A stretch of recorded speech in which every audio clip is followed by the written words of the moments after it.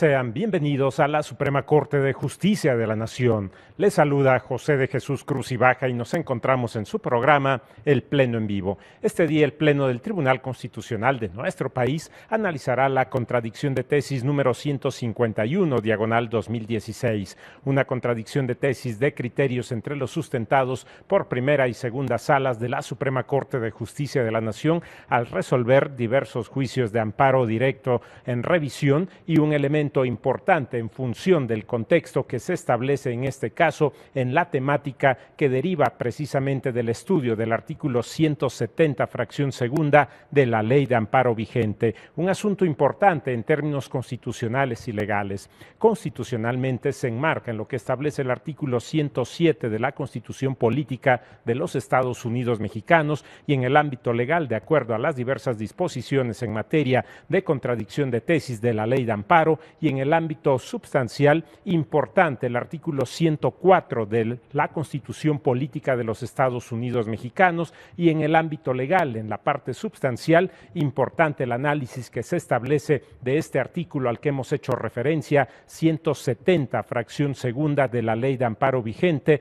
respecto de la procedencia del juicio de amparo directo, un asunto importante en el contexto precisamente de la fracción segunda respecto de la intervención de la autoridad jurisdiccional en el ámbito administrativo, las resoluciones de los tribunales contenciosos administrativos y la procedencia del juicio de amparo directo que tiene ciertas limitaciones de acuerdo a los requisitos que se establecen en este artículo 170, fracción segunda y los puntos que se consideran como elementos importantes para la resolución de esta contradicción de tesis. Es decir, el primer elemento que se considera como una resolución favorable y segundo elemento, los requisitos, las condicionantes o limitaciones como pueda considerarse en el ámbito precisamente de los requisitos a cubrir para que en su caso se dé la procedencia del juicio de amparo directo en ese contexto de la fracción segunda con un ámbito especial. Un elemento importante precisamente en función de la procedencia del juicio de amparo directo contra las resoluciones de los tribunales contenciosos administrativos siempre que las sentencias, las resoluciones definitivas sean favorables al quejoso y es precisamente este el tema que analiza el Pleno del Tribunal Constitucional de nuestro país. ¿Cuál es el contenido, cuál es el alcance y la consideración que debe entenderse por esta resolución favorable? Es el elemento central de esta contradicción de tesis y también el planteamiento del juicio de revisión que se considera en esta fracción segunda del artículo 170 y la vinculación con el contenido del cual deriva del artículo 104 de la Constitución Política de los Estados Unidos Mexicanos. Este es el contexto de la contradicción de tesis planteadas por primera y segunda salas de la Suprema Corte de Justicia de la Nación sobre lo que se estará dando precisamente el estudio y el debate en el Pleno de la Suprema Corte de Justicia de la Nación con esta situación correspondiente, como hemos señalado, a qué debe entenderse por resolución favorable y también el ámbito de los requisitos establecidos para la procedencia del juicio de amparo directo y la vinculación que se establece con el resultado que debe tener en su momento el juicio de revisión. Este es un elemento importante, el recurso de revisión que se establece, el resultado que tenga y en su caso la procedencia del amparo. Este es el punto fundamental en segunda instancia en esta consideración de la contradicción de tesis número 151, diagonal 2016, que analiza el Tribunal Constitucional de nuestro país. En este momento iremos a una pausa y volvemos con ustedes con más comentarios al respecto. Vamos a la pausa.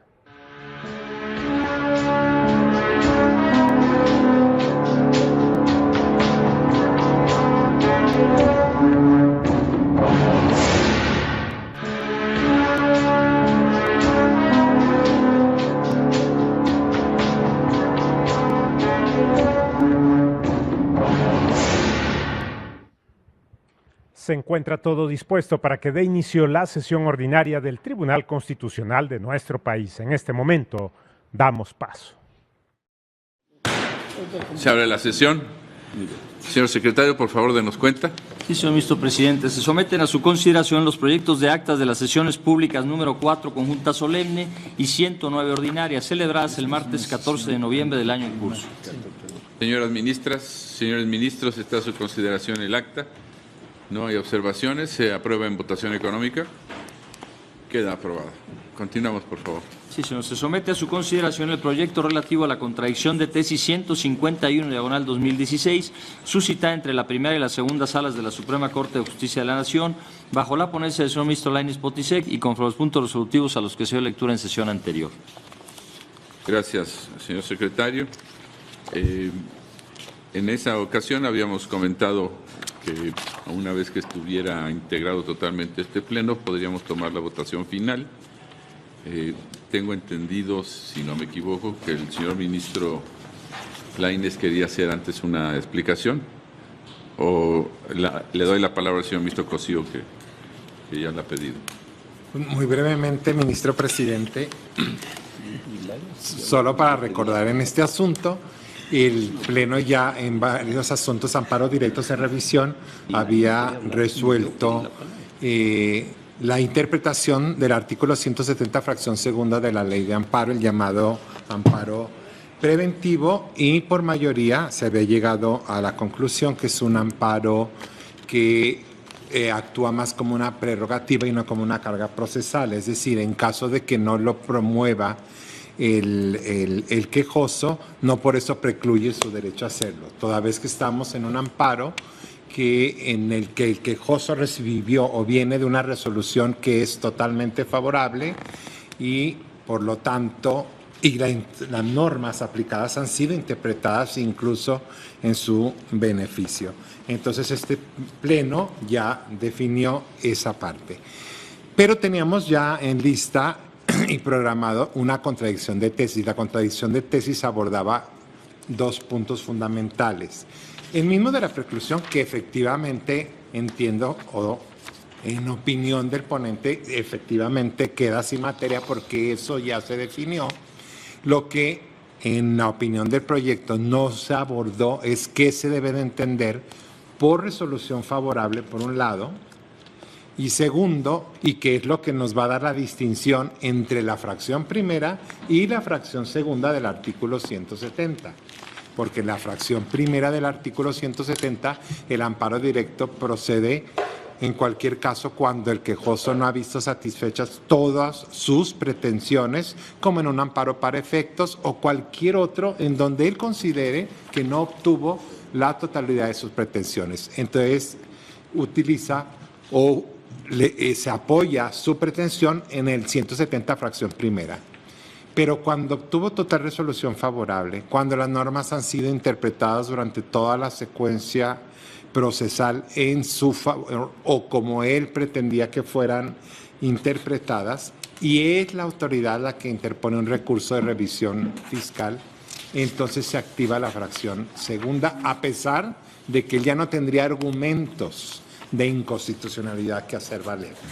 Sin embargo, puede ocurrir al juicio de amparo solamente cuando hay recurso de revisión fiscal y que además procede el recurso de revisión fiscal, porque si no procede, el juez de distrito, el tribunal colegiado ni siquiera entra al estudio de su juicio de amparo. Entonces, tenemos por una parte qué se debe entender por resolución favorable y por la otra, si se mantienen como constitucionales estos requisitos de que para que proceda el amparo conforme a la fracción 2, tiene que haber una revisión fiscal por parte de la autoridad y que hay una secuencia, digamos, primero se analiza la procedencia de la revisión y solo si es procedente el tribunal entra a analizar el amparo.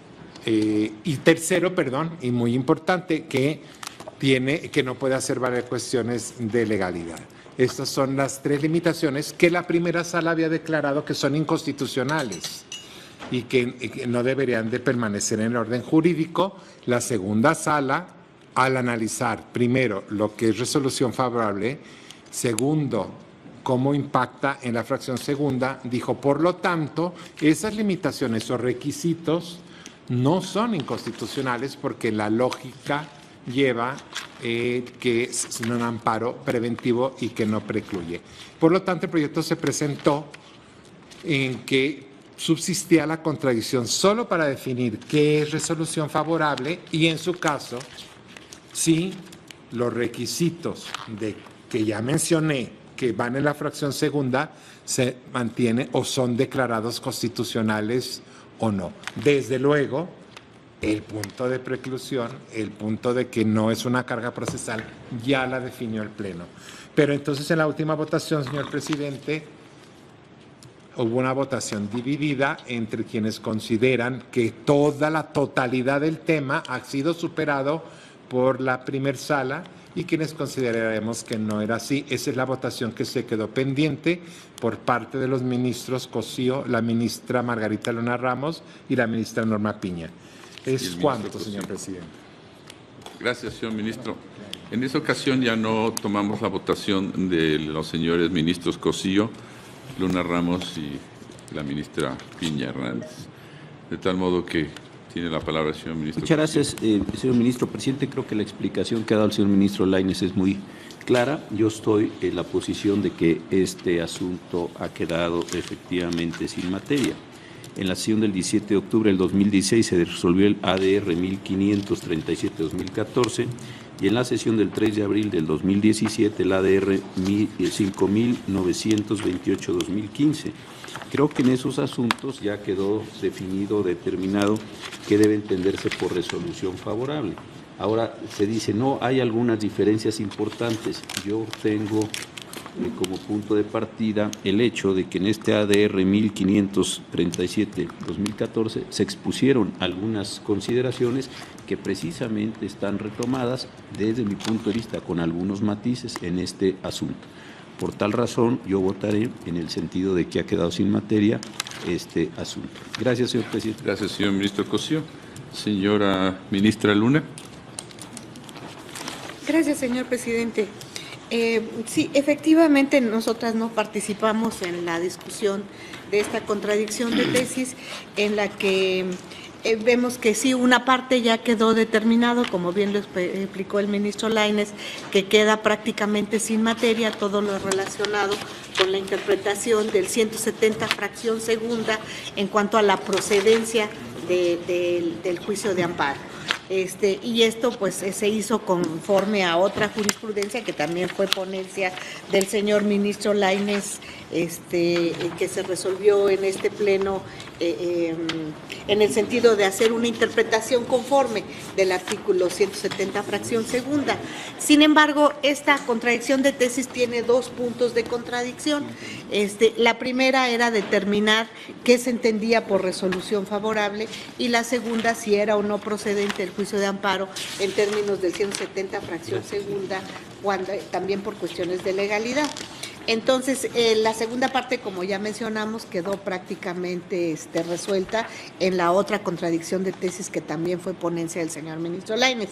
Sin embargo, por lo que se refiere a la determinación de qué se entiende por resolución favorable, es cierto que ha habido muchísimas decisiones, tanto de la primera como de la segunda sala, con posterioridad, en las que se ha tocado el tema, en algunos sí se ha asimilado al criterio que ha establecido la segunda sala. La segunda sala determinó resolución favorable, su alcance para efectos de la procedencia del juicio de amparo directo en términos del artículo 170 fracción segunda. Acorde con los precedentes, esta segunda sala de la Suprema Corte determina el alcance del concepto de resolución favorable en el contexto del referido dispositivo involucra la presencia de un fallo que declare la nulidad por cualquier causa y efecto sin que para su actualización deba verificarse en qué grado se benefició al actor con la nulidad decretada, pues ello supondría juzgar en un proveído preliminar de mero trámite una cuestión que solo puede valorarse al resolver sobre las violaciones constitucionales. Yo quiero recordar que cuando esta tesis salió en la segunda sala, pues también fue motivo de una gran discusión y prácticamente pues se hizo de manera consensual, pero no era el consenso de toda la sala. Incluso hubo muchas aristas que prefirieron ya no meterse precisamente en aras de lograr que cuando menos este criterio saliera como tal. Y luego, la primera sala también ha tenido varias resoluciones la DR 4899, el 28 del 17, el 1100/2015. Bueno, han habido varias decisiones en las que en algunas ya se tomó el precedente del Pleno y en algunas se había tomado el precedente de la sala. Lo cierto es que la primera sala no se ha pronunciado de manera específica, por lo que entiende, por resolución favorable. Sin embargo, en alguno de los precedentes sí se han tomado los conceptos que ya dio este Pleno en la contradicción de tesis señalada o en alguna otra de la segunda sala.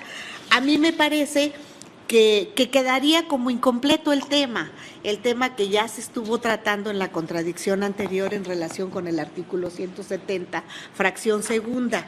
Y lo que nosotros vemos en los amparos directos en revisión que se presentan ante la segunda sala, que los tribunales colegiados de manera indistinta le dan el carácter de resolución favorable a resoluciones que de veras son favorables porque se satisfizo todas las pretensiones del quejoso, aun cuando hayan sido nulidad lisillano para efectos, o aquellas también que en algún momento dado, no obteniendo una nulidad lisillana, tuvieron una nulidad para efectos. Y yo creo que aquí hablamos de dos resoluciones totalmente distintas. Entonces, por esa razón, creo que si ya está planteada la contradicción, y en otras ocasiones hemos tomado asuntos que en realidad pudiera ser dudosa el hecho de si hay contradicción o si esta ya se resolvió o no de alguna manera, las hemos tomado en aras de establecer una tesis para dar seguridad jurídica. Y a mí me parece que este sería un caso en el que podríamos tomar la contradicción de tesis para completar ya lo que sería la interpretación del artículo 170, fracción segunda. Yo creo que la parte más importante ya se interpretó y ya se dictó la jurisprudencia respectiva, pero creo que el hecho de que se determine por este Pleno la decisión de qué se entiende por resolución favorable en términos de la fracción segunda del 170, a mí me parecería que sería muy importante, y esta sería una magnífica oportunidad ya para dar por concluida la interpretación de ese tema. Entonces yo sí me inclinaría por estas razones para que se estime que sí hay contradicción y que se llegue a la determinación de qué se entiende por resolución favorable en términos del 170, fracción segunda. Gracias, señor presidente. Gracias, señora ministra. Señora ministra Piña, por favor. Sí, gracias, señor ministro presidente. Yo comparto lo que está diciendo la ministra Luna Ramos en el asunto que fue en materia de análisis por este Pleno. Se analizó la constitucionalidad del 170, fracción segunda, o cómo se tenía que interpretar, en el sentido si era obligación o no del quejoso agotarlo, porque si no precluía el hacerlo con posterioridad. Sin embargo, según nos relata el propio proyecto que se está presentando en la foja 9, la primera sala sí se pronunció sobre lo que se tenía que entender por resolución favorable, y expresamente está diciendo: toda declaración de nulidad de un acto administrativo en un juicio contencioso administrativo implica una sentencia favorable para el actor sin que ello signifique que se satisfagan integralmente sus pretensiones. Esto es lo que definió la primera sala como resolución favorable, independiente. Según entiendo, la segunda sala no es ese el sentido. Que puede haber una resolución de un juicio de nulidad que, aunque sea favorable, no satisface todas sus pretensiones y por lo tanto no se puede entender como resolución favorable para efectos de la fracción segunda, sino que entraría en la fracción primera. Entonces yo coincido con la ministra Luna que si hay pronunciamiento de la primera sala en este sentido, porque ella considera que con que se haya declarado la sala como criterio, no participé en esa resolución, pero se consideró como criterio de la primera sala que por el simple hecho que se hubiera declarado la nulidad de la resolución sin satisfacer pretensión completamente o que no se haya pronunciado sobre todas las pretensiones, por ejemplo, con eso ya entraba a la fracción segunda. La segunda sala tiene un criterio diferente y por lo tanto yo considero que concretamente en el establecimiento de lo que se considera una resolución favorable, como lo dice la ministra Luna, yo también estaría en ese sentido. Gracias, señora ministra. Habíamos tomado una votación, señor secretario, en la sesión anterior. ¿Nos puede recordar cómo estuvieron esos votos, por favor? Sí, señor ministro presidente. Se suscitó, en primer lugar, un empate de 4 votos a favor del proyecto de los señores ministros Franco González Salas, Medina Mora, Lainez Potisek y Pérez Dayán respecto del primer tema, consistente en qué debe entenderse por resolución favorable para efectos de la procedencia del juicio de amparo directo, y 4 votos en contra de los señores ministros Gutiérrez Ortiz Mena, Saldívar Ledo de la Rea, Pardo de Rebolledo y presidente Aguilar Morales. Después también se votó, y ahí el otro tema se expresó una mayoría de 5 votos en contra de los señores ministros Gutiérrez Ortiz Mena, Franco González Salas, Saldívar Ledo de la Rea, Pardo Rebolledo y presidente Aguilar Morales, respecto del segundo tema, consistente en determinar si el artículo 170, fracción segunda de la Ley de Amparo, es contrario o no al derecho de acceso a la justicia por los requisitos que establece. Los señores ministros Medina Mora, Lainez Potisek y Pérez Dayán votaron a favor del proyecto y por la existencia de la contradicción en este tema. Bien.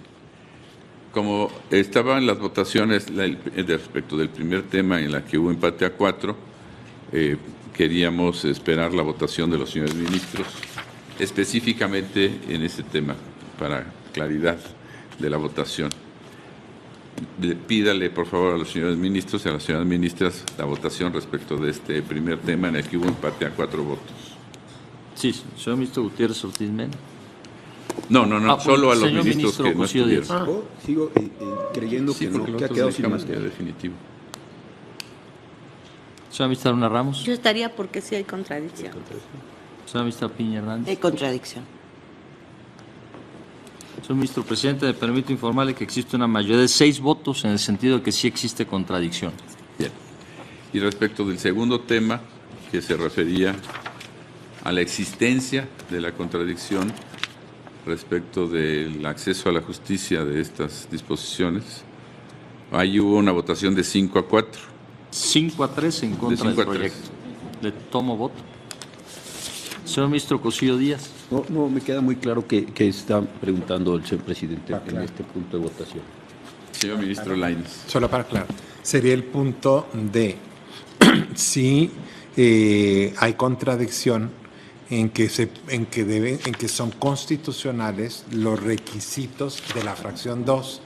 Es decir, que tiene que haber una revisión fiscal, que tiene que analizarse primero y que solo puede hacer argumentaciones de constitucionalidad, más no de legalidad. Pero sobre la existencia de Esta contradicción, de Sí. este punto nada más. Sí. Y la votación fue, como bien lo dice el secretario, 5-3, de que ya está resuelto. La mayoría dijo que ya estaba resuelto. Yo sigo creyendo que está resuelto.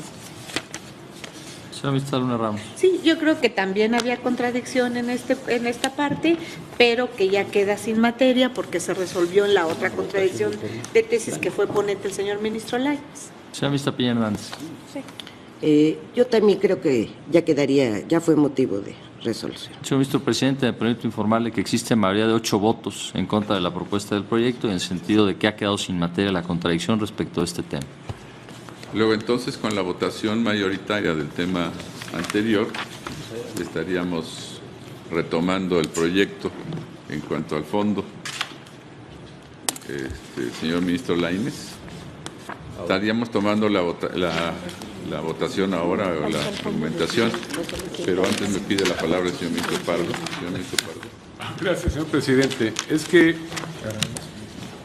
la sesión anterior se dio la división porque el proyecto propone 2 tesis con temáticas distintas. Y ya escuchando ahora los votos de las señoras y ministras y el señor ministro que no lo expresaron la vez anterior, entiendo que hay la mayoría de 8 votos respecto a que ha quedado sin materia la contradicción por lo que hace al tema de la constitucionalidad del 170 fracción segunda.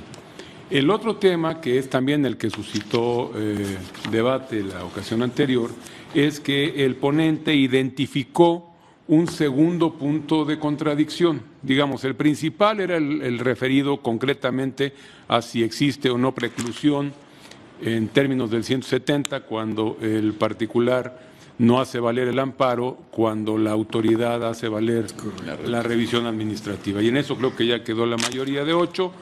Entiendo que queda sin materia la contradicción por ese tema. El otro debate fue que el ministro ponente identificó este segundo punto de contradicción respecto de lo que debemos entender por resolución favorable para efectos de la aplicación de ese precepto. Ese, digamos, era el segundo tema y era la segunda tesis, o es la segunda tesis que se propone, o bueno, la primera. Y en ese punto, en aquella ocasión hubo el empate y ahora entiendo que con los votos de las señoras ministras hay una mayoría de 6 en el sentido de que sí existe la contradicción. Yo solo quería reiterar algo que ya expresé la sesión anterior. La primera sala sí hizo algún pronunciamiento respecto de lo que debe entenderse por resolución favorable, pero en la resolución que dio motivo a la contradicción, esa resolución fue modificada, fue, como dijéramos, superada, dejada atrás por una posterior en donde la primera sala se ajusta al criterio del Pleno en lo que se refiere al tema de la constitucionalidad del 170. Y bueno, ya en esta nueva resolución no se hace el pronunciamiento o el estudio detallado que incluso lo leyó la ministra Piña respecto de lo que debemos entender por resolución favorable. Entonces, yo la duda que planteé y que aún la mantengo es si podemos tomar en cuenta de esa resolución, de esa sentencia, una parte vamos a decir que ya quedó sin materia la contradicción porque nos ajustamos en una posterior al criterio de Pleno, pero respecto de este tema concreto de la resolución favorable, vamos a seguir tomando en cuenta esa determinación, no obstante que ya fue superada por una posterior. Esa es la duda que yo planteo y si así se desea que se haga, bueno, pues ya me pronunciaría yo respecto del fondo. ¿Está su consideración? Yo no entendí. Señora ministra Piña. Creo que al margen de esta cuestión, porque es un poco en función de cómo se votó la otra contradicción, porque ahí lo que se estaba analizando es que si se tenía una obligación de agotar el amparo adhesivo en relación y cuando se interpusiera la revisión fiscal y que si no lo hacía el particular, entonces precluía el derecho y en ese sentido fue toda la temática. Pero creo que ya se votó este punto, ¿no? Sí.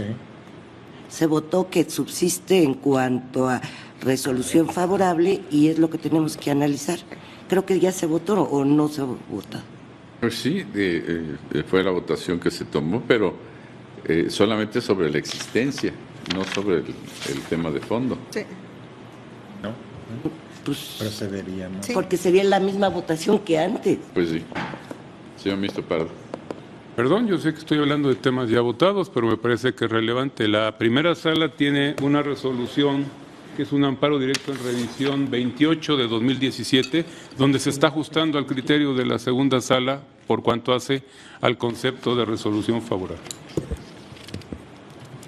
Eso entendería que ya, de cualquier manera, actualmente ha desaparecido la contradicción de criterios de las salas. Señora ministra Luna. Gracias, señor presidente.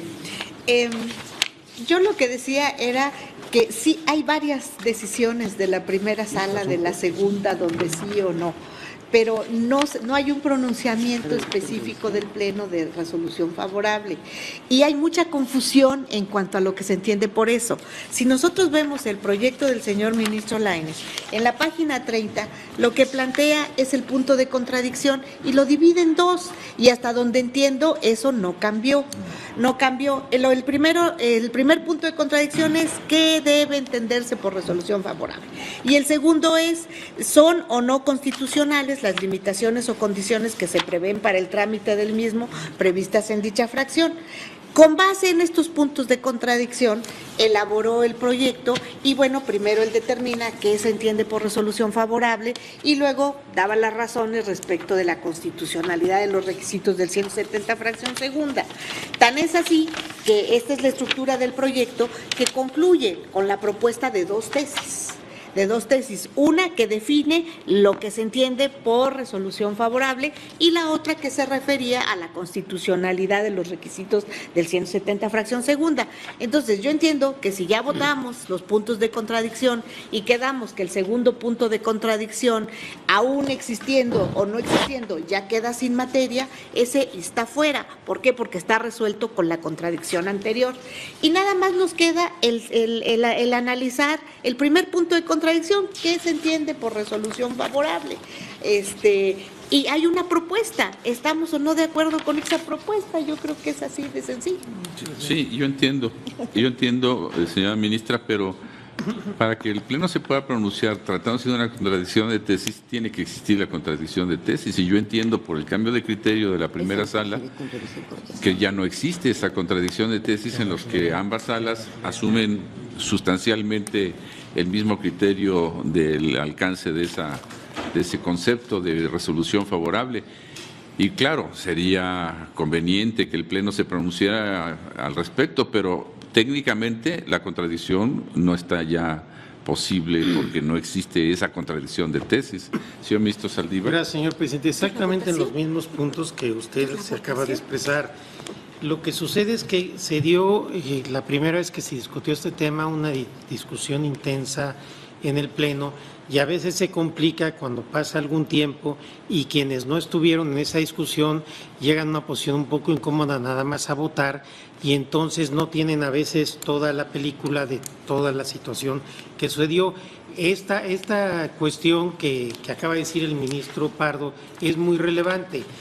Se podrá decir ahorita es que ya votamos, que sí había contradicción, pero creo que se votó sin tener en cuenta estos elementos. Lo cierto es que no puede ser que digamos que no hay contradicción por una parte de la sentencia y que sí hay contradicción cuando la primera sala, como ya dijo el ministro Pardo, ya abandonó ese criterio. Entonces puede ser plausible que tengamos una decisión, pero no será por contradicción de tesis porque esta no existe. Entonces, a pesar de que pudiéramos sostener que ya se había votado hace unos minutos eso, yo creo que no está de más reconsiderarlo, porque me parece que este elemento que el ministro Pardo ha puesto a consideración es de la mayor importancia, porque vamos a estar generando una contradicción o resolviendo una contradicción cuando esta no existe, porque la primera sala ya no sustenta ese criterio que eventualmente iba a llegar a contradicción. Esto con independencia que yo voté en contra de las tesis de la primera sala. Gracias, presidente. Gracias, señora ministra. El ministro Pardo hizo alusión al amparo directo en revisión 28 de 2017. Yo ya lo mandé pedir, pero sí necesito verlo para ver si sobre el punto que estoy sosteniendo que todavía existe, hubo un pronunciamiento o no, porque el amparo directo en materia administrativa tiene características muy específicas. Tan es así que el 170 primero hace una procedencia del amparo directo en general y posteriormente la lleva al amparo directo tratándose de la materia administrativa. Está la diferencia. En ese asunto, lo que según yo recuerdo que se planteaba es que no, pero quedó muy aleatorio, no tenía por qué hacerlo porque si no estaba en la fracción primera y no en la fracción segunda, pero eso no fue motivo de contradicción. Lo que se dijo es que no era obligación agotarlo, pero no se dijo, no quedó como un punto central porque estaba en función de la fracción primero del 170, entraba en esa fracción, que es porque era el criterio de la segunda sala de resolución favorable, o en general cualquier tipo de amparo administrativo, sin que importara si fuera el efecto de la resolución favorable. Entonces, a mí sí me gustaría ver si en el caso concreto que dice el ministro Pardo, hubo un pronunciamiento en concreto de la primera sala donde se haya analizado esa cuestión. Señor ministro Lainez. Sí, perdón, es correcto lo que dice la ministra Luna. Desde luego no seré yo quien diga qué fue lo que hizo la primera sala, pero cuando se analizaron los dos amparos posteriores a lo que decidió el Pleno, efectivamente la primera sala, que en sus anteriores precedentes precluía el derecho. Entonces, efectivamente señala, ya dijo el Pleno, con mayoría, que no debe de precluir. Por lo tanto, no precluye e incluso entró a fondo y resolvió esos amparos directos de revisión, pero no entró a nada más. Ya dijo el Pleno que no hay preclusión y por lo tanto revocó la preclusión decretada por el colegiado y entró a fondo. Nada más dijo efectivamente que hay resolución favorable y entró a fondo porque no debe precluir conforme a lo que ha dicho el Pleno. Por eso se mantenía en opinión del proyecto, pero bueno, si se analiza y si efectivamente, en todo caso estaría muy implícito dejado al margen de eso, porque la importancia de la definición no es doctrinal, sino radica en cuál va a ser para el justiciable los requisitos de ir a la fracción primera o a la segunda, porque si no le van a decir, no hay revisión fiscal. ¿Por qué vienes si tú ya tuviste aquí no hay revisión fiscal, no procede tu amparo? Perdón. Entonces tiene que saber, y el juez, los operadores políticos, cuándo van a dar una entrada al amparo, a pesar de que obtuvo absolutamente todo y las normas vienen interpretadas a favor del quejoso y y entonces ahí sí van a verificar, ¿hay revisión fiscal? Si no hay revisión fiscal, entonces tú ya ganaste. De otra manera, con la definición de que no obtuvo todo, va a la fracción primera y ahí no se requiere ni que haya revisión fiscal, ni tampoco está limitado en sus argumentos.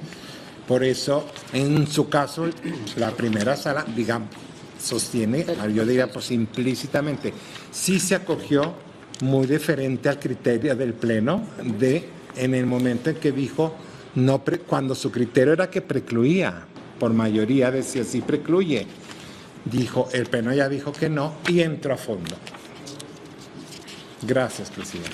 A ver, me han pedido la palabra el señor ministro Cosío, Luna, Gutiérrez y Pardo en ese orden. Señor ministro Cosío. Gracias, señor presidente. La razón por la que la primera sala viene aquí es por el amparo directo en revisión número 3042/2014, exclusivamente. La razón por la que la segunda sala está aquí pues son por 5 amparos que están señalados en la página 1 del proyecto. Entonces, la cuestión que estamos planteando ¿es verdad que la primera sala solo está sosteniendo el criterio de este amparo o la posición de la primera sala tendría que verse a la luz de 2 amparos que se resolvieron en Pleno, el 1537-14 y el 5928/15, y los amparos 28/2017 y 4899 del 2016? Porque efectivamente lo que estaba diciendo el señor ministro Pardo y el ministro Saldívar es muy correcto.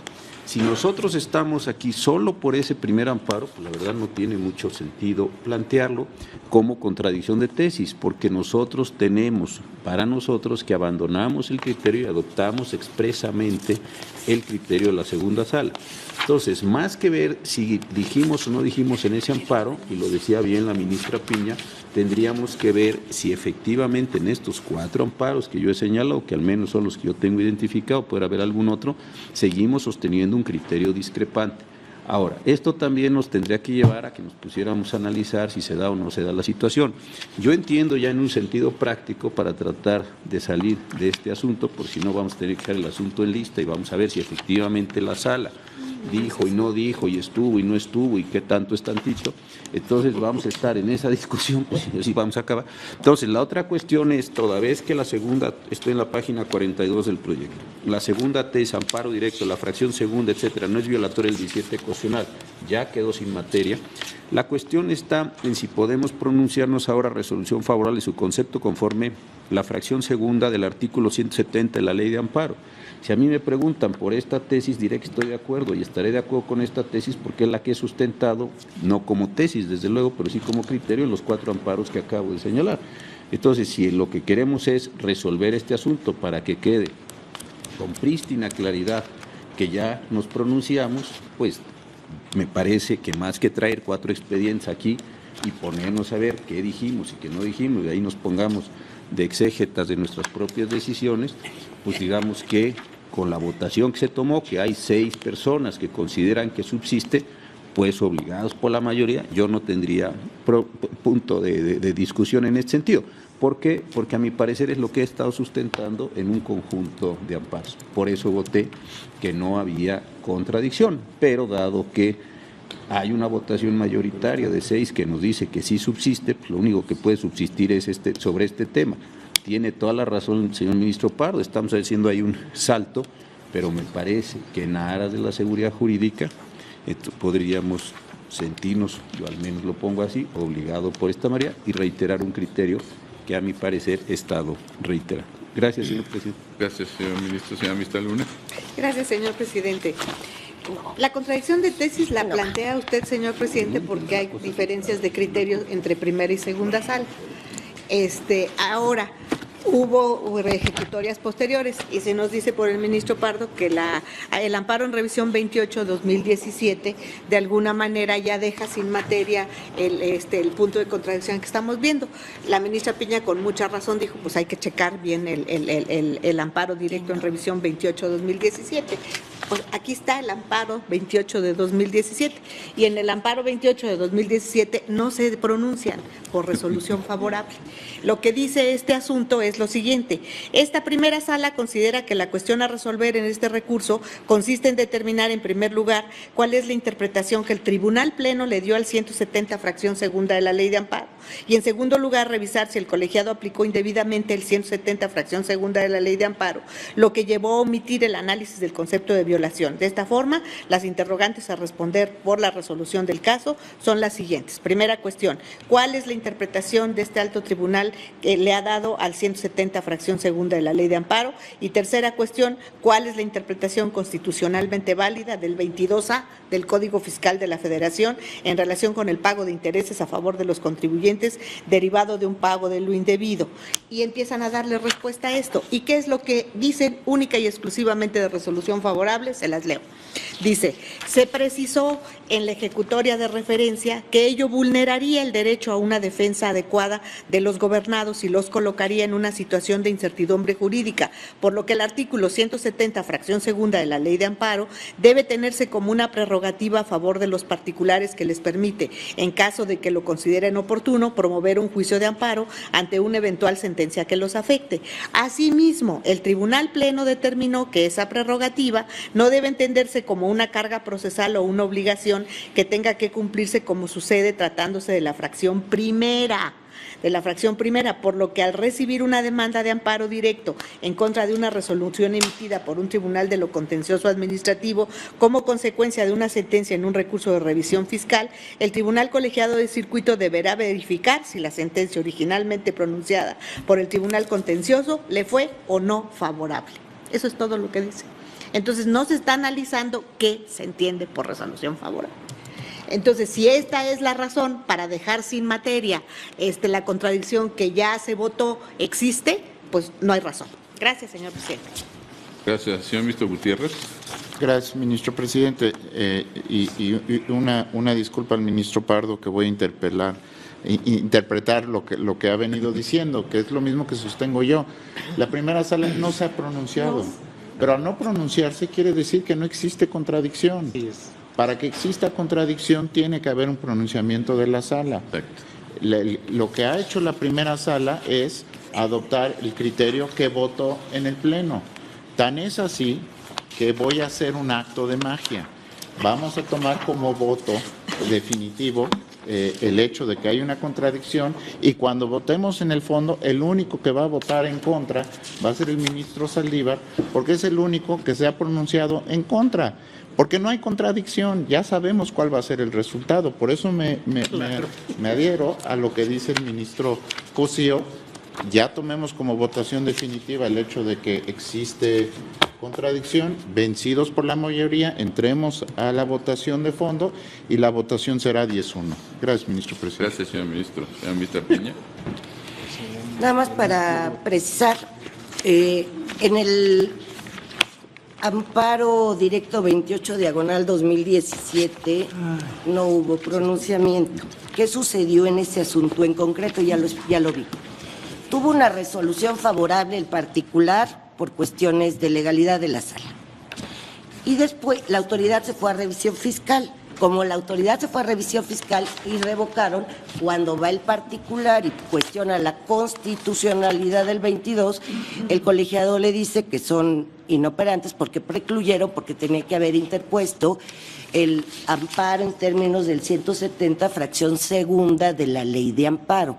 Lo que hace la sala es que en el proyecto del ministro Cosío es que declara fundado el argumento con el sentido del Tribunal Pleno, donde dice que no tenía que haber interpuesto el amparo adhesivo porque era opcional y por lo tanto no era una razón para declarar inoperantes los conceptos de violación sobre la constitucionalidad del artículo 22, si no mal recuerdo, del Código Fiscal. Bueno, eso fue lo que se hizo. Ahora, sí existe un pronunciamiento de la primera sala, es la que está diciendo el proyecto aquí, sí existe, se las leo. Pero se abandonó. Perdón, fue lo que leí. En el asunto ese de 2014, sí dijeron que resolución favorable era no importaba qué, ni que satisfaciera. Eso fue lo que dijeron en ese entonces. Pero bueno, lo que decía, interpelando al ministro Pardo, lo que él decía es, interpretando al ministro Pardo, lo que él decía es que ya no existía porque ya habíamos adoptado el del Pleno, que es otra cosa. Alfredo, te llamo Fernando. Exacto, en la resolución del amparo directo en revisión 28-2017, lo que hizo la primera sala fue referirse al criterio del Tribunal Pleno y de ahí toma el concepto de resolución favorable de alguna manera genérica, si usted quiere, pero no se pronuncia directamente sobre el concepto y entonces no existiría contradicción de tesis, todavía menos.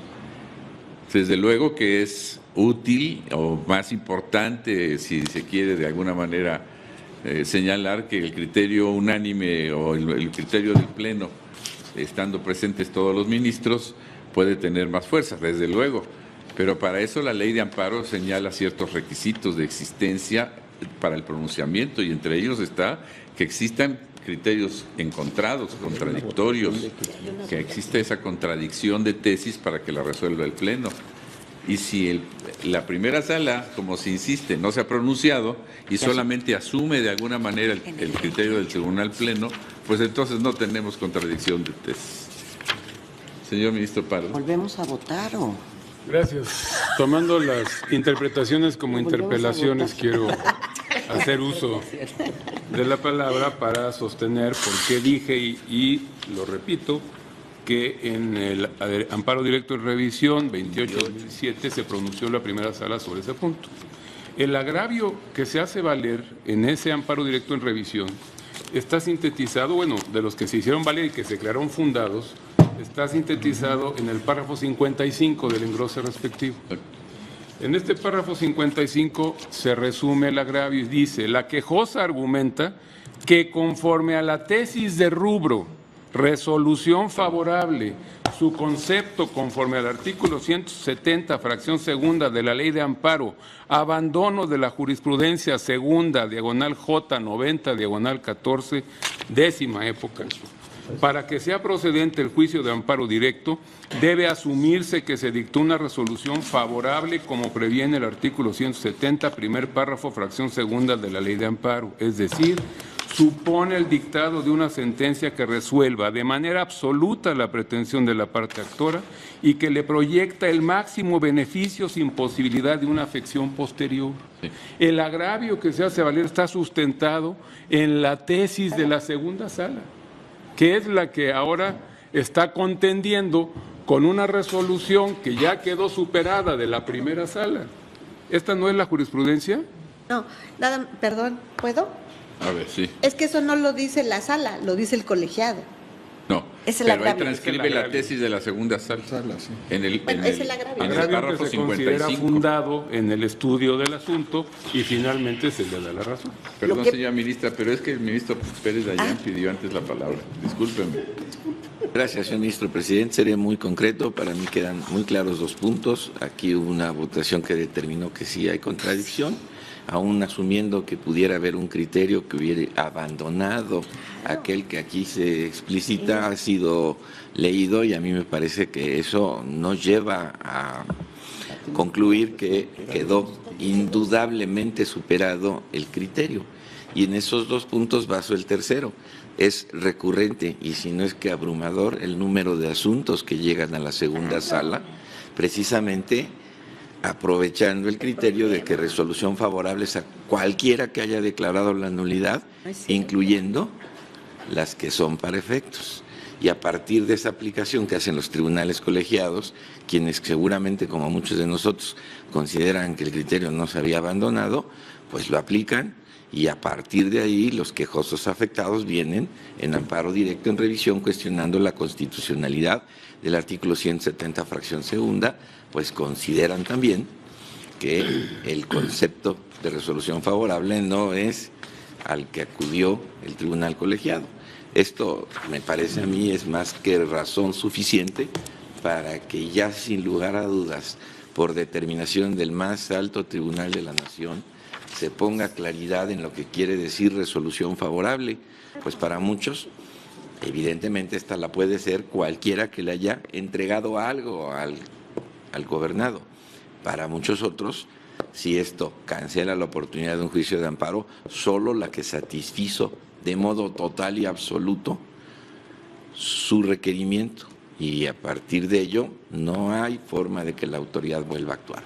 De suerte que sí creo que es importante y mucho ayudaría, que es precisamente para lo que sirven las sentencias, aclarar el punto concreto con una sentencia dictada por el tribunal en pleno, que de una buena vez indique que es una resolución favorable que no ha estado siendo interpretada consistentemente. Gracias, señor presidente. Señora ministra Piña. Coincido con el ministro Pardo que ese fue el agravio y cómo se centró el estudio. Se centró el estudio en el párrafo 72 y se dijo cuál es la interpretación que el Tribunal Pleno le ha dado al artículo 170, fracción segundo de la Ley de Amparo. Y en segundo lugar, revisar si el colegiado aplicó indebidamente el artículo 170, fracción segunda de la Ley de Amparo, lo que lo llevó a omitir el análisis. Ese fue el estudio. En el 72 es la ley. Y la respuesta es, si como lo indica la recurrente en la referida sentencia de 30 de noviembre de 2015 del juicio de nulidad, le fue otorgado el máximo beneficio, quedó eximida de la obligación de combatirla mediante el juicio de garantías. ¿Por qué es importante? Porque este caso es importante y yo lo entiendo en función de la materia administrativa. A lo mejor, si lo vemos en un sentido de que queda sin materia o no, pero para la materia administrativa sí es importante, porque los particulares tienen la seguridad jurídica. Si un particular no promueve un amparo en contra de una resolución que no le fue totalmente favorable, cuando lo promueva después de la revisión fiscal, le va a precluir. Entonces, es importante fijar criterio en función de los justiciables. Si nosotros decimos, ya dijimos cuál es la resolución favorable, pues entonces lo único que se dijo es, no es obligatorio promover un amparo directo, adhesivo en términos, o un directo en términos del 172, fracción segunda. Pero está exactamente el caso contrario. El particular o el justiciable no le resuelven una nulidad total, ¿sí? Y se ve en revisión fiscal, le revocan aquella. y después se va el particular, pues sí tenía que haber promovido contra la primera sentencia, porque no le fue favorable totalmente a sus intereses. Y en ese sentido es por lo que se debe establecer lo que debe entenderse por resolución favorable, por seguridad jurídica para los justiciables, porque les puede llevar a preclusión en función de la aplicación del 170 fracción primera, que eso no se ha analizado.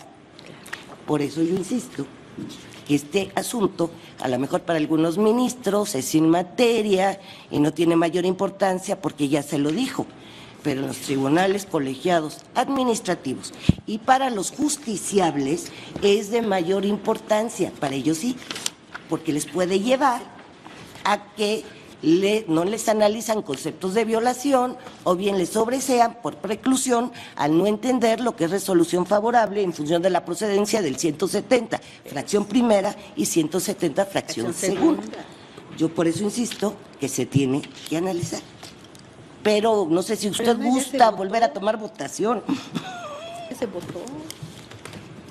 Pero a ver, yo entiendo la conveniencia en ciertos casos que sea el Pleno el que se pronuncie en estas circunstancias. Yo no entiendo por qué podría ser menos importante un criterio de una sala. Finalmente la Constitución dice que la Suprema Corte funciona en pleno o en salas. Finalmente es la Suprema Corte y es el máximo tribunal del país. El que la segunda sala haya establecido esto, de alguna manera el Tribunal Pleno cuando se discutió la vez anterior no hizo un especial estudio respecto de resolución favorable, sino lo asumió de alguna manera un poco parecido al de la segunda sala. Y cuando en esta resolución 28/2017, apenas de julio de este año, la primera sala también se basa en todos sus argumentos, en todos sus planteamientos, partiendo de las controversias que plantearon en su como litis las partes, de alguna manera está asumiendo esa cuestión y para mí eso exime de una necesidad de aclarar lo que está aclarado, lo que todos están asumiendo en la primera sala, lo que ha determinado en jurisprudencia la segunda sala con la importancia que tiene que sea una sala de la Suprema Corte. Y, por ejemplo, ya se han leído algunos párrafos de esta resolución, pero, por ejemplo, en el párrafo 90 dice, en consecuencia, y como lo indica la recurrente, en la referida sentencia de 30 de noviembre de 2015 del juicio de nulidad, le fue otorgado el máximo beneficio al lograr la pretensión deseada, pago de intereses moratorios, ahí quedó eximida de la obligación de combatirla mediante el juicio de amparo directo, así como de controvertir las normas que se sustentó, pues el fallo le fue favorable, por lo cual su no impugnación de modo alguno acarreó la preclusión del derecho de impugnación. Esa es una afirmación de la primera sala, ya no es nada más.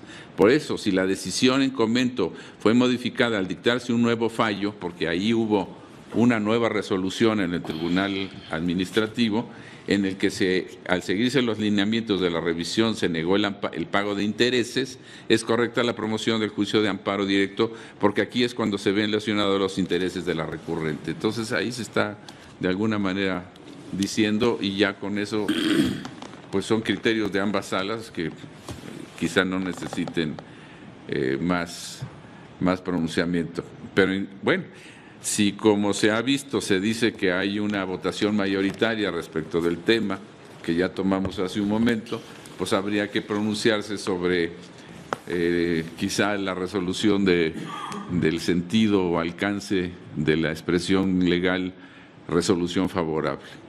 Y en esa discusión regresaremos después de un receso.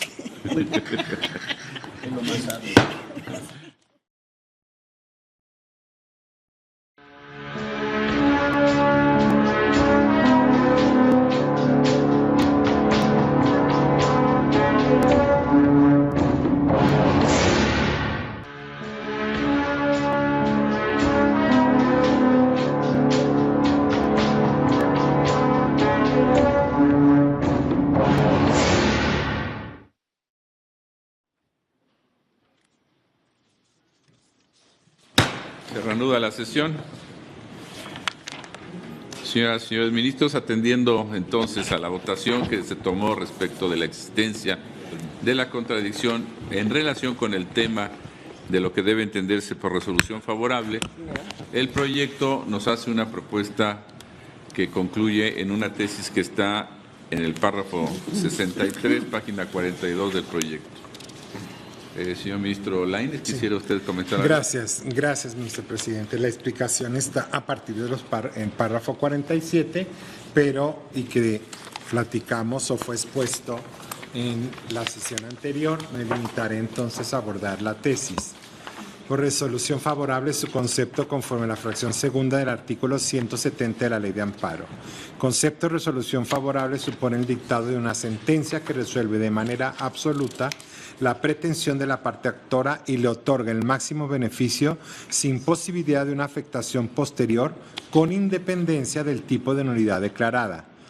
En otras palabras, se refiere a la sentencia que impide que el acto impugnado sea repetible al proscribir toda circunstancia que provoque que la autoridad pueda emitir un nuevo acto en el mismo sentido que el declarado nulo, en tanto que el vicio que dio lugar a tal declaratoria no puede ser subsanado. Y respetuosamente, como yo había adelantado, en caso de que se entrara a la votación, yo creo que sería importante agregar el concepto de que las normas que sustentan el acto, que fundamentan el acto, fueron interpretadas al emitir la sentencia en beneficio. Porque creo que sí es muy importante, porque precisamente en el amparo preventivo lo que sucede es que habiendo sido interpretado las normas, habiendo sido el sustento de una sentencia favorable al quejoso, a través de la revisión fiscal, el colegiado reinterpreta la norma. Y es donde por primera vez aparece para el quejoso una interpretación que nunca había sido en ese sentido a lo largo incluso de varios amparos para efectos y de sentencias que se venían emitiendo en cumplimiento. Siempre en sentido favorable, siempre en el mismo sentido, si en materia fiscal, en materia administrativa, en cualquiera. Y es cuando llega una revisión fiscal que el tribunal colegiado hace una interpretación distinta de la norma. Lo que cambia, y recordarán ustedes que ahí venía precisamente ya el debate superado de si debió haber interpuesto el amparo previendo que el colegiado pudiese tener otra interpretación. Por eso yo creo que es importante que en si el Pleno así lo considera, sí haga referencia a que esa interpretación, esa sentencia se sustente en la interpretación favorable de las disposiciones aplicadas y favorable al particular, al quejoso, al emitir al dictarse la sentencia. Sería todo, señor presidente. Gracias, señor ministro. Señor ministro Pérez Dayán. Gracias, señor ministro presidente. Manifiesto estar de acuerdo con el proyecto. No estaría tan seguro de que la adición que muy amablemente nos propone el señor ministro Lainez pudiera dar lugar a lo que queremos definir la claridad para resolución favorable. Pues por resolución favorable nos queremos referir a la del Tribunal Contencioso Administrativo y esa es la única. No podríamos esperar el resultado de la revisión fiscal, pues precisamente habiendo obtenido resolución favorable en el contencioso y presentada la revisión es que se da el supuesto de la fracción segunda del 170. Si nos recondujéramos a lo que el tribunal colegiado se pronuncia en cuanto a la interpretación o reinterpretación de la norma, lo único que nos provocaría es tener que esperar hasta que se dictara la resolución para de ahí suponer si tenemos o no que presentar este amparo. Es que la resolución favorable tiene que ver precisamente con la que dicta el contencioso. Ya lo que suceda con la revisión fiscal, pues dependerá en relación a lo que el tribunal colegiado decida y esto traerá la suerte procesal del amparo. Más, sin embargo, no estaría yo de acuerdo en incorporar esta otra reflexión, pues aún no la tengo clara y no solo ello, invocar la sentencia que se dicte por el tribunal colegiado en la revisión fiscal es un hecho que deberá acontecer después de presentado el amparo en el que, habiendo obtenido todo lo que pretendía, hoy corre el riesgo de que se revoque. Y bajo esa perspectiva, mi precisión solo es la resolución favorable es la que le entregó todo, y sabiendo que ya no necesita nada, hoy corre el riesgo de que con la revisión cambie. Pero la revisión habrá de resolverse conjuntamente con el amparo directo que promovió, no obstante haber obtenido todo, pero que hace valer lo que considere conveniente respecto de la constitucionalidad de la ley. Por ello, no sé si este punto en contradicción excedería lo ya definido por este propio alto tribunal. Gracias, señor presidente. Gracias, señor ministro. Señor ministro Cosío. Gracias, señor presidente. Una vez que se tomó la decisión de que sí existía materia y vencido por la mayoría, yo estoy de acuerdo con el proyecto original. Creo que es muy pertinente la aclaración que está haciendo el señor ministro Pérez Dayán. Y votaría yo, insisto, con ese proyecto original, como lo he estado haciendo en diversos precedentes en los últimos tiempos. Gracias, señor presidente. Gracias, señor ministro. Está a su discusión, a su consideración, señores ministros. Señora ministra Luna. Gracias, señor presidente. Yo creo que esta tesis sí es muy importante. La ministra Piña en su intervención mencionó por qué era importante para efecto de que sobre todo los tribunales colegiados, en el momento en que van a admitir un amparo directo, tengan la certeza de cuál es el concepto de resolución favorable del artículo 170, fracción segunda. ¿Por qué razón? Porque recuerden, esta es una creación de la nueva ley de amparo. Esto no existía en la ley de amparo anterior, y no se dio la explicación nunca de por qué se iba a aceptar este tipo de amparos. Esta es una excepción incluso al principio de petición de parte agraviada, porque para que el juicio de amparo proceda, como siempre lo ha establecido la fracción primera, es que la resolución me sea adversa, que la resolución me sea desfavorable, y eso es lo que motiva el agravio para la promoción del juicio de amparo. Por esa razón, el artículo 170, en su fracción primera, lo que nos dice, el juicio de amparo procede contra sentencias definitivas, laudos y resoluciones que pongan fin a juicio, dictadas por tribunales judiciales, administrativos, agrarios o del trabajo, ya sea que la violación se comete en ellos o durante el procedimiento, afecte las defensas del quejoso que trasciendan al resultado del fallo.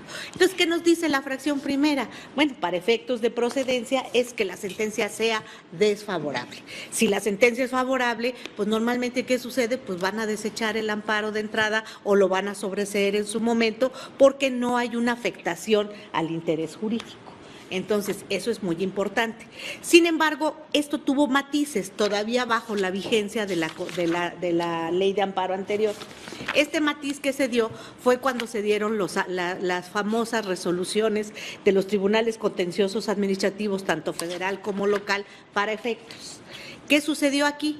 Bueno, pues que la persona iba al tribunal contencioso administrativo federal o local a solicitar la nulidad de determinado crédito, de determinada resolución, y al solicitar la nulidad, él quería una nulidad lisillana, una nulidad de fondo, pero había ocasiones en que la nulidad era una nulidad para efectos. ¿Qué pasaba con esa sentencia? ¿Era una sentencia favorable o desfavorable? Pues era una sentencia favorable, pero se aceptó por la jurisprudencia tanto de la Corte como de los tribunales colegiados que aún siendo una resolución favorable, esta se entendía en los términos del artículo 170, fracción primera, como resolución desfavorable. ¿Por qué razón? Porque no satisfacía todas las pretensiones del quejoso. Entonces se ubicó también este tipo de resoluciones, aún dándole la razón, pero como no se la dieron en los términos que la solicitó de manera completa, se aceptó también como resolución desfavorable. Entonces, ¿cuándo estamos en el supuesto de la fracción segunda del 170? La fracción de segunda del 170 lo que implica es que tiene una resolución total y absolutamente favorable. ¿Qué es lo que sucede? Hace valer un juicio de nulidad, hace valer diferentes conceptos de nulidad, por decir algo, uno relacionado con que el crédito fiscal estaba pagado, otro puede decirse estaba prescrito. Y entonces el tribunal analiza estos conceptos de nulidad, le desestima a todos, pero le declara fundado el concepto de nulidad relacionado con la prescripción del crédito. Entonces dice, pues sí está prescrito. ¿Obtiene una resolución favorable? Por supuesto que obtiene una resolución favorable que satisface todas sus pretensiones. ¿Por qué razón? Porque el crédito ya no existe, el crédito se declaró prescrito, entonces se acabó realmente la deuda. Pero resulta que la autoridad se va a la revisión fiscal y en la revisión fiscal puede llegar a determinar que no era fundado precisamente el tema relacionado con la prescripción. Pero todos los demás conceptos de nulidad que le desestimó el Tribunal Fiscal pueden llegar a quedar firmes o puede precluir su derecho para impugnarlos, sobre todo en los términos en que estaba establecido el 170 fracción segunda, porque ya solo podría hacer valer cuestiones relacionadas con la constitucionalidad del artículo que le aplicaron y todo lo demás ya no podía ser analizado aún en legalidad. Por esa razón interpretamos muy sabiamente el 170 fracción segunda en la forma en que se hizo. Pero entonces este es el concepto de resolución favorable para efectos del artículo 170 fracción segunda y como lo dice la tesis del señor ministro Lainez Potisek, donde dice, supone el dictado de una sentencia que resuelve de manera absoluta, aquí se acabó el crédito, le dieron la razón de todo lo que él quería. Sin embargo, esa razón puede caer y al caer ya no tiene manera de impugnar otro tipo de situaciones. ¿Por qué razón? Pues porque ya se las había desestimado el propio tribunal. Entonces, o tiene que promover otro juicio con posterioridad, corriendo el riesgo que incluso le puedan decir que hay preclusión. Entonces, por esa razón, para este tipo de juicios es que se estableció la fracción segunda del 170 cuando tiene una resolución favorable, total, absoluta, pero que eventualmente puede caer y que en un momento dado él tenga el acceso a la justicia para hacer valer tanto cuestiones de legalidad como de constitucionalidad en contra de aquello que en un momento dado puede con posterioridad perjudicarle porque la revisión fiscal pudiera determinar. Esto se hizo siempre en los colegiados porque se analizaban las dos cosas, se analizaba el amparo que se promovía por el quejoso y se analizaba la revisión fiscal. ¿Y cuál era la valoración que hacía el tribunal colegiado? A ver cuál abarcaba el problema de mayor entidad y ese se analizaba primero y se podía sobreseer o dejar sin materia el segundo. Sin embargo, con la redacción de la fracción segunda del 170, pues sí se provocaron otro tipo de problemas, empezando porque no todo mundo entendía cuál era el sentido de resolución favorable para efectos del segundo. Entonces, yo estoy de acuerdo con la ponencia del señor ministro Lainez. A mí me gustaría que se explicara un poquito más el concepto de resolución favorable y si no, yo haría un voto concurrente. Gracias, señor presidente. Gracias, señora ministra. Señora ministra Piña. Sí, brevemente. En el mismo sentido estoy de acuerdo. Sin embargo, la primera parte estamos como circunscribiendo. Estoy de acuerdo en que la resolución favorable es que resuelve la pretensión en su integridad, pero no necesariamente está en función de que no lo pueda repetir.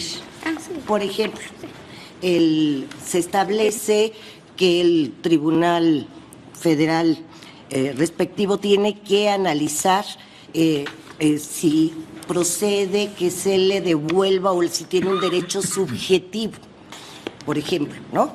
Si él pagó y le tienen que regresar el dinero, esa devolución de lo que pagó y que también pretende que se le devuelva a través de un juicio de nulidad, tiene que analizar si tiene reconocido un derecho subjetivo para que se le regrese. Entonces, aun cuando hay diferentes tipos de nulidad, de pretensiones de la parte actora de los justiciables, que no necesariamente es que no se repite el acto. Puede haber el reconocimiento de un derecho subjetivo, etcétera. Entonces, no necesariamente la resolución favorable implica, porque aquí decimos, es decir, aquella que no se puede repetir con el mismo vicio. Pero no solo eso. Puede haber también, y lo establece la Ley Federal de Procedimiento Contencioso Administrativo, cuando derivado del propio juicio se establezca el reconocimiento de un derecho subjetivo. Y es, por ejemplo, si el tribunal no le reconoce ese derecho, sí puede irse al amparo para decir, oye, se declaró la nulidad, pero no me reconocieron ese derecho. Y yo creo que eso también implica que no le fue favorable en su totalidad. Entonces, estoy de acuerdo, pero creo que esta segunda parte de la tesis y en relación a cómo se maneja no es solo por la repetición, no está en función de la repetición, sino de la pretensión total. Entonces, yo estaría de acuerdo, pero creo que sí sería, para que fuera más claro, que se ajustara un poco esto. Gracias, señora ministra. Señor ministro Lainez. Sí, lo que dice desde luego que yo en el engrose, desde las consideraciones, haría una explicación mucho más detallada, con todo gusto. Lo que dice la ministra Piña es muy, muy importante, porque por eso cuando decimos con independencia del tipo de nulidad declarada, porque efectivamente, aun cuando sea para efectos, no es que procede el amparo forzosamente conforme a la fracción primera. Puede ser para efectos, pero cuando ya hubo una interpretación, y una aplicación donde se dice tiene derecho, por ejemplo, a deducir tales pérdidas conforme a la interpretación de tal artículo del impuesto sobre la renta.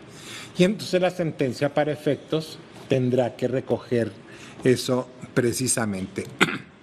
Eso no significa que no haya obtenido todo. Ya lo obtuvo porque su pretensión era deducir las pérdidas. Entonces ya se interpretó el artículo y obtuvo todo, aunque sea para efectos, como muy acertadamente lo dice la ministra Luna. Pero lo precisaría todavía más. Eso se pretendió recoger en la tesis en la parte final, donde dice que provoque que sea repetible al proscribir toda circunstancia que provoque que la autoridad pueda emitir un nuevo acto en el mismo sentido que el declarado nulo. Porque si le dice, efectivamente, el colegiado emite una sentencia para efecto de que analices el artículo para ver si procede la pérdida, ahí es fracción primera, porque entonces no está obteniendo y la autoridad puede repetir. Puede volver a analizar y vuelve a decir, pues no proceden las pérdidas, la deducción por pérdidas.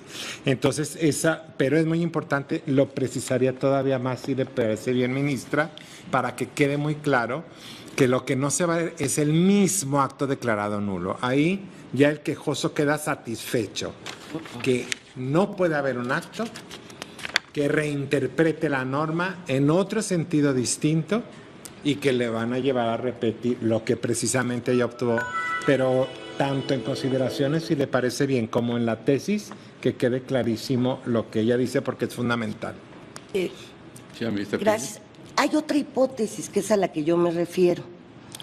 Si un particular, porque son muchas causas, si un particular le embargan un vehículo, entonces él va en contra del procedimiento del embargo y en la misma demanda pide que le regresen el vehículo.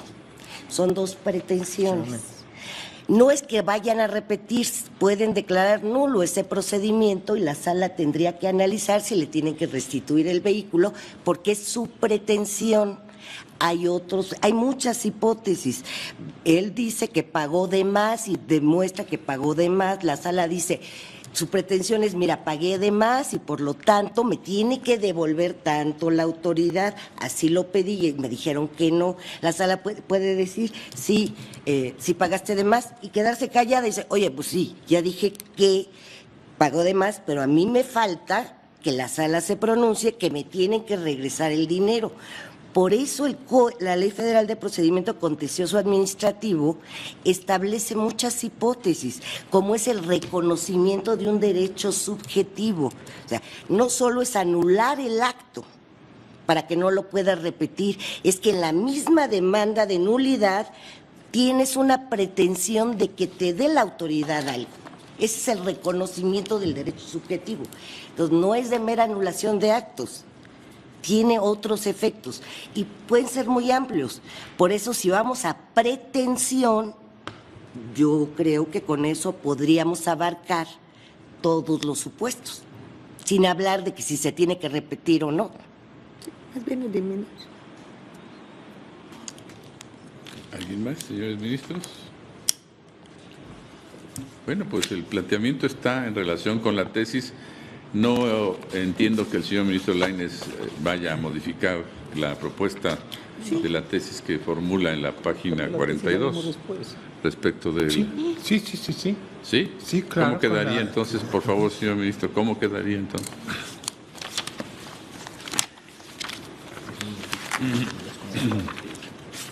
Ese sería en la parte final donde dice, en otras palabras, se refiere a la sentencia que impide que el acto impugnado sea repetible al prescribir,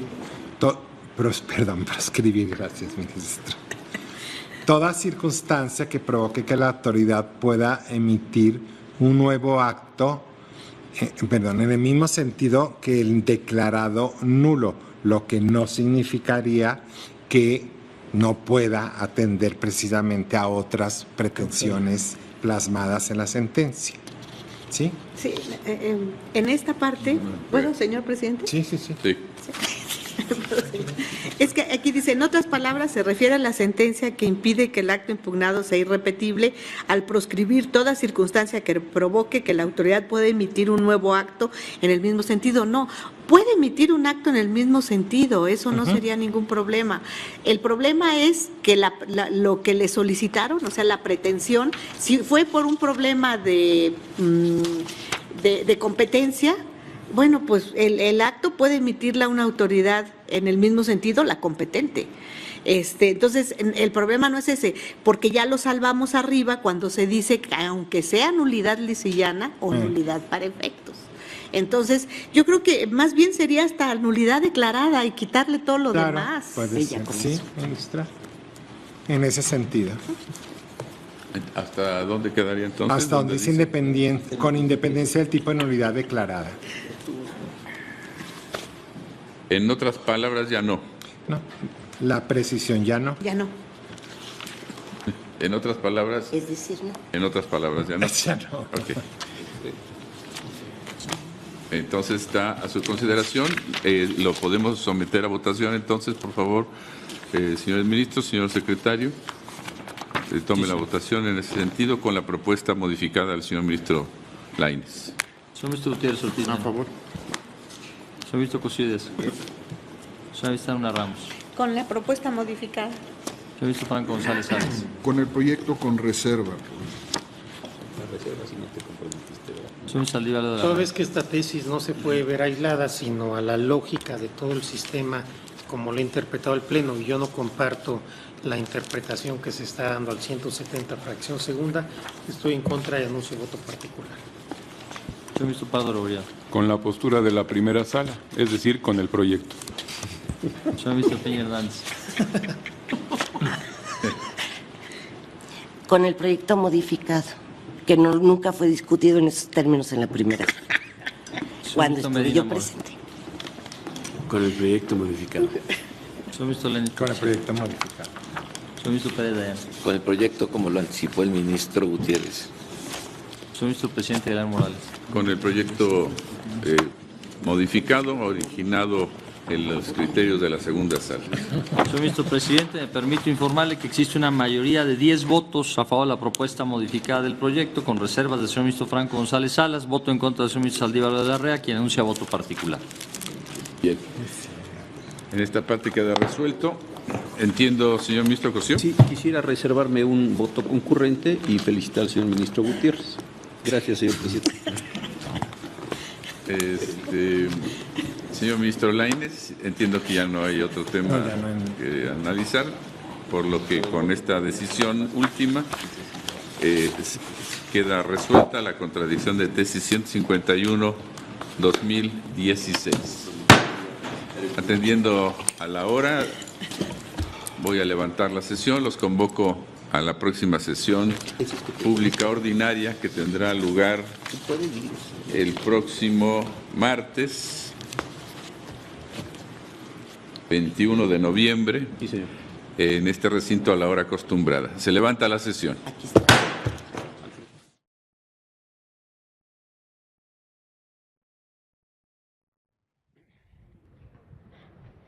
concluyó la sesión ordinaria del Tribunal Constitucional de nuestro país, donde el Pleno estudia y resuelve esta contradicción de tesis número 151/2016, suscitada respecto de los criterios establecidos por primera y segunda salas de la Suprema Corte de Justicia de la Nación y el análisis que se estableció fundamentalmente respecto del contenido del artículo 170, fracción segunda de la Ley de Amparo vigente, un asunto importante precisamente respecto de la procedencia del juicio de amparo directo en la vertiente correspondiente al contenido de esta fracción segunda respecto de las resoluciones de las sentencias definitivas emitidas por tribunales contenciosos administrativos y el punto fundamental respecto de la concepción que debe realizarse de la resolución favorable. Este fue el punto fundamental en esta sesión ordinaria del Tribunal Constitucional de nuestro país, y también con el análisis en su momento de otra vertiente respecto de los contenidos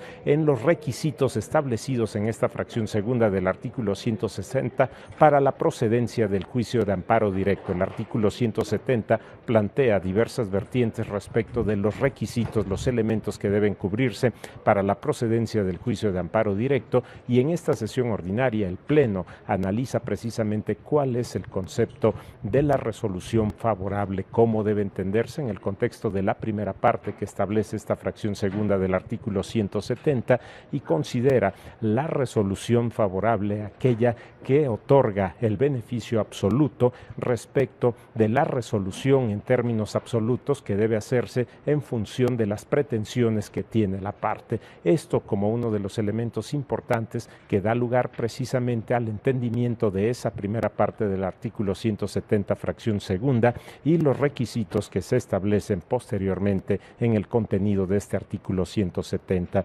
Esta es la resolución favorable en términos de los criterios establecidos en el Tribunal Constitucional de nuestro país en este momento por el Pleno de la Suprema Corte de Justicia de la Nación, con los antecedentes que existieron en su momento respecto de la consideración de la segunda sala y los resolutivos que en su momento también plantearon en primera sala en el estudio de los diversos juicios sometidos a su consideración. Este es el asunto que analiza y resuelve el Pleno de la Suprema Corte de Justicia de la Nación, Tribunal Constitucional de nuestro país. Agradecemos a todos ustedes la atención a su programa El Pleno en Vivo. Se despide José de Jesús Cruzibaja, invitándoles para que en punto de las 9 de la noche puedan dar seguimiento, acceso directo en el espacio noticioso del canal judicial, y agradeciendo su interés en este ámbito de interpretación constitucional en el Estado mexicano. Por su atención, gracias.